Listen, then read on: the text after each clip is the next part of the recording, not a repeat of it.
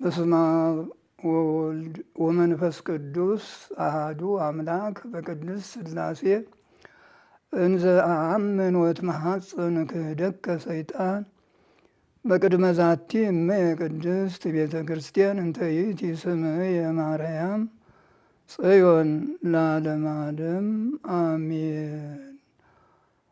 አማን አማን እብለክሙ አልቦ ዘያቢ ወይሄይስ እምዝንቱ ፍቅር ከመ ብእሲ ዘይሜጡ ነፍሶ ቤዛ ነፍሰ ቢጹ። ዮሐንስ ወንጌል ምዕራፍ 15 ላይ ነው የሚገኘው። ይሄ 19 ቁጥር። እንግዲህ እውነት እውነት እላችኋለሁ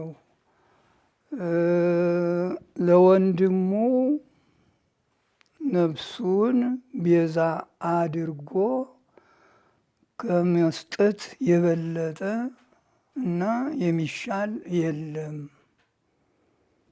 ይህ የወንጌል ቃል ነው፣ የጌታ ቃል ነው።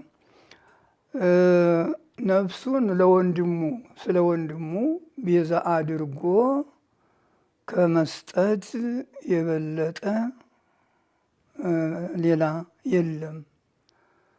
ይህ ማለት እንግዲህ በመጀመሪያ ደረጃ ቤዛ የሚለውን እንተነትናለን ማለት ነው። ቤዛ ብዙ አይነት ትርጉም አለው እና የመጀመሪያው ቤዛ ዋናው የጌታችን ቤዛነት ነው። መድኃኒታችን ኢየሱስ ክርስቶስ በዕለተ ሐሙስ ማታ ደቀ መዛሙርቱን ግብር ይዞ አገባ፣ ለግብር ተቀመጠ እና ከዚያ ህብስቱን ይዞ ጽዋውን ወይኑን ይዞ ይህ በነገ በመልዕልተ መስቀል ለቤዛ ዓለም ለዓለም ቤዛ የሚፈተተው ሥጋዬ ይህ ነው፣ ለዓለም ቤዛ የሚፈሰው ደሜ ይህ ነው ብሎ ሰጣቸው።